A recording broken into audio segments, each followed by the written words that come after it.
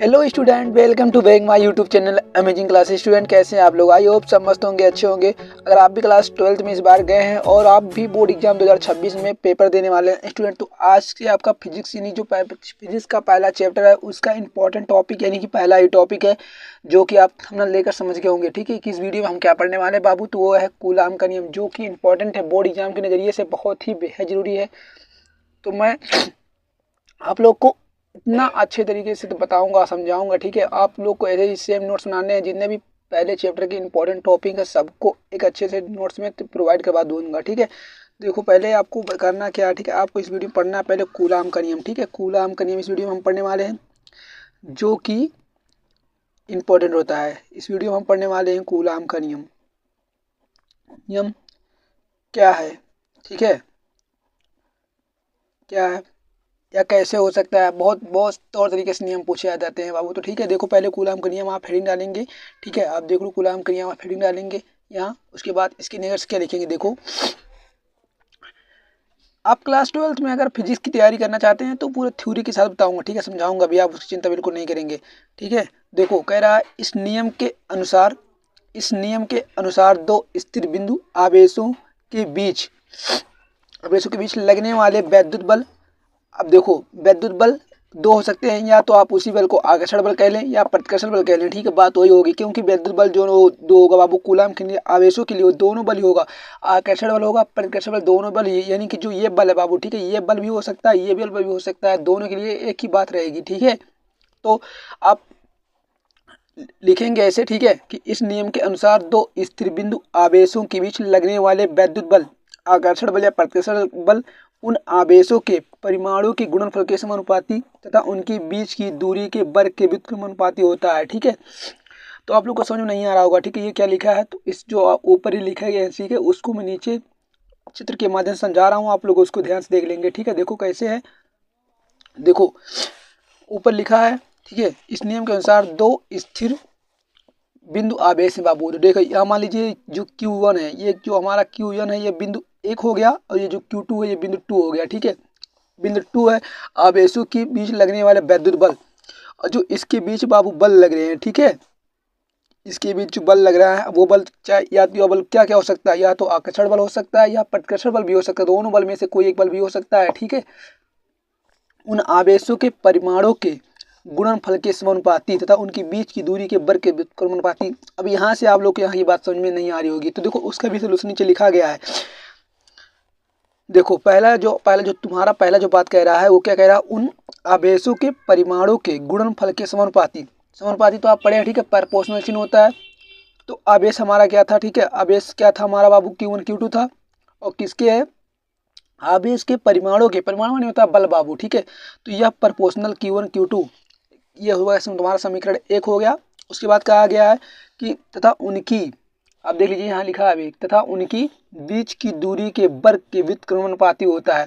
देखो व्युत्क्रमानुपाती में सूत्र क्या आ जाए, AC का उल्टा 1 प्रोपोर्शनल गुणा पान, कोई भी अंक हो सकता है। ठीक है, जैसे यहाँ पर देखो, यहाँ देखो लिखे हैं ये कि यह प्रोपोर्शनल गुणा पान R² समीकरण 2 हो गया। ठीक है, सेम ऐसे ही अगर आपको समानुपाती कहे, ठीक है, एक बात याद रखना, समानुपाती या फिर अनकर्मानुपाती कहे। ठीक है बाबू, अनकर्मानुपाती कहे तो बात एक है।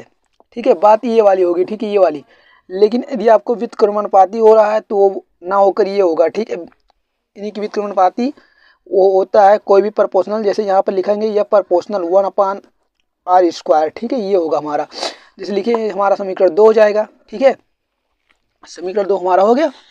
अब देखो, अब फिर कह रहा है समीकरण 1 और समीकरण 2 को मिलाने पर। ठीक है, सेम ऐसे आपको करना है। ठीक है, आप लोग इस पर ध्यान देंगे, आप लोग को मैं PDF अगर चाहिए तो मैं PDF भेज दूंगा। ठीक है, उसके बाद देखो कह रहा है समीकरण 1 समीकरण 2 को मिला लेंगे। जब बाबू समीकरण 1 समीकरण 2 को हम मिला लेते हैं, ठीक है, जानते तो हमारा इक्वेशन जो बन जाता है ये वाला बनता है। ठीक है, जो देखो आपके सामने लिखा गया है। ठीक है, यह प्रोपोर्शनल Q1 Q2 R² होता है बाबू। ठीक है, लेकिन देखो अब आपको लोग पढ़ना भी, जैसे आप पढ़ के आए होंगे क्लास 11th या 12th में भी, सॉरी 12th में नहीं 10th में। ठीक है, 10th में या 11th में पढ़े होंगे कि गुरुत्वाकर्षण नियम होता है, यह बराबर F बराबर होता था G m1 m2 अपन आर स्क्वायर होता था, वो गुरुत्वाकर्षण के लिए था। सेम उसी प्रकार यहाँ कूलाम का नियम होगा। जब वहाँ भी आप प्रपोर्शनल का चिन्ह हटाए थे बाबू, तो सबको पता होता कोई एक नियतांक आता, नियतांक हो सकता है R भी हो, ठीक है, G भी हो, C भी हो, K भी हो सकता है बाबू, ठीक है। तो जब ये प्रपोर्शनल का चिन्ह हटेगा, कोई नियतांक आता, आप लोग को पता है, ठीक है। तो नियतांक हटाएंगे बाबू, तो यहाँ जो होता है वो K आ जाएगा, ठीक है। देख लीजिए अगले स्टेप में यहाँ K लिखा गया है। यह proportional K Q1 Q2 upon R square, ये जो होता है बाबू, ठीक है, यही आपका कूलाम का नियम है, ठीक है। देख लीजिए आप ऐसे इस तरह से सेम ऐसे ही आप बॉक्स में लिखेंगे, ठीक है। इस तरह से आप लिखेंगे। आप यहाँ एक और लिख सकते हैं, एग्जामिनर नंबर अच्छे देते हैं, ठीक है, लिख देंगे आप यहाँ हेंस, ठीक है,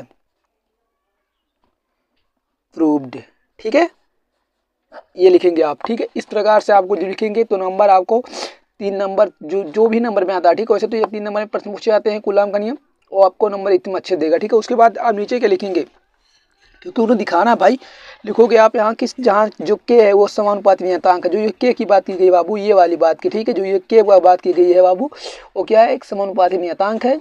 जो एक के का वैल्यू भी हो सकता है। देखो के का मान होता क्या है, 1/4 पाई/0। ये बहुत ही इंपॉर्टेंट है। जो ये तुम्हारा के बराबर दिया गया बाबू वैल्यू 1/4 पाई/0, ये बहुत ही इंपॉर्टेंट है। ये आपको आगे बहुत काम देगा, ठीक है। आपको आगे बहुत ही गंभीरतापूर्वक पढ़ना है, बहुत ही इंपॉर्टेंट है, ठीक है।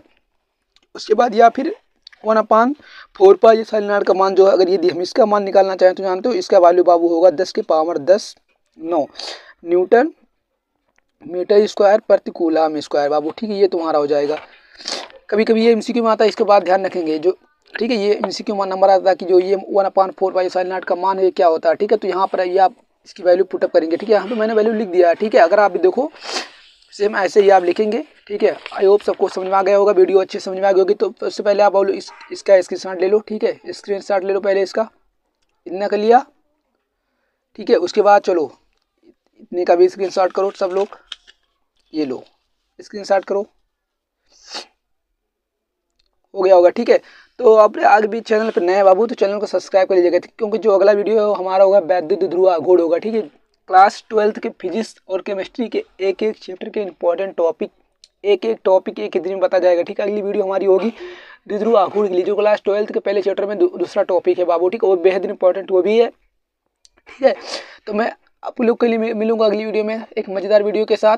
अगर आप चैनल पर नए हैं तो चैनल को सब्सक्राइब कर लीजिएगा, बेल आइकन को प्रेस कर दीजिएगा। और जो क्लास 12th के छात्र हैं बाबू, इस साल बोर्ड एग्जाम में बैठने वाले हैं 2026 के, उसमें उन तक इस वीडियो को शेयर करिएगा, ताकि उनको भी पता चले कि शॉर्ट नोट कैसा होता है। जिस तरह से मैंने लिखा है बाबू, उस तरह से बहुत ईजी है, आप लोग इसको रटना बिल्कुल नहीं पड़ेगा, आप देख देख कर ही समझ जाएंगे, ठीक है। चलिए मिलते हैं अगली वीडियो में, तब तक ले जय हिंद, जय भारत, वंदे मातरम।